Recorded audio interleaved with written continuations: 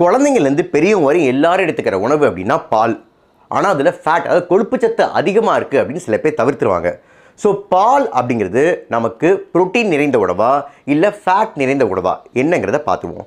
மாட்டுப்பாலோட nutrition value என்ன அப்படின்னா 87% வெறும் தண்ணீர் தான் இருக்குது. மீதி 13% தான் ஊட்டச்சத்துகள் இருக்குது.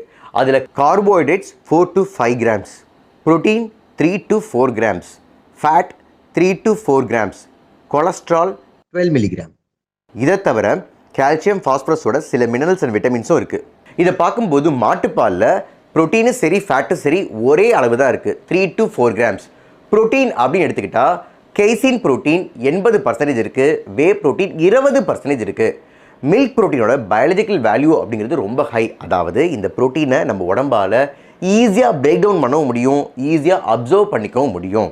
அது மட்டும் இல்லாமல் பாலில் 9 எசென்ஷியல் அமினாசிஸ் இருக்கிறதுனால பால் ஒரு கம்ப்ளீட் புரோட்டீன் உணவு. இப்போ ஃபேட்டுன்னு எடுத்துக்கிட்டால் 3 to 4 grams இருக்குது.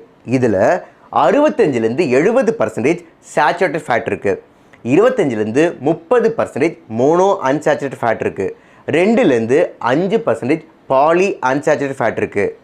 ஆனால் நமக்கு ஏற்ற மாதிரி இந்த ஃபேட் கண்டென்ட்டை மாற்றி மார்க்கெட்டில் 5 வகையான பால் கிடைக்குது. டபுள் டோன்டு மில்கில் ஃபேட் 1.5 grams இருக்குது, டோன்டு மில்கில் 3 grams இருக்குது, ஃபார்ட்டிஃபைடு மில்கில் 3.5 grams இருக்குது, ஸ்டாண்டர்டைஸ்ட் மில்கில் 4.5 grams, ஃபுல் க்ரீம் மில்கில் 6 grams ஆஃப் ஃபேட் இருக்குது. ஆனால் இந்த 5 வகையான பாலில் ஃபேட்டோட அளவு வித்தியாசப்பட்டாலும் புரோட்டீன் அளவு ஒன்று தான், 3 to 4 grams. அதனால் பால் அப்படிங்கிறது எக்ஸலண்ட் சோர்ஸ் ஆஃப் புரோட்டீன். உங்களுக்கு குறைந்த அளவு ஃபேட் வேணுமா, டபுள் டோன்ட் ஃபார்ட்டிஃபைட் மில்கை எடுத்துக்கங்க. அதிகமான அளவு ஃபேட் வேணுமா, ஸ்டாண்டர்டைஸ் மற்றும் ஃபுல் க்ரீம் மில்கை எடுத்துக்கங்க.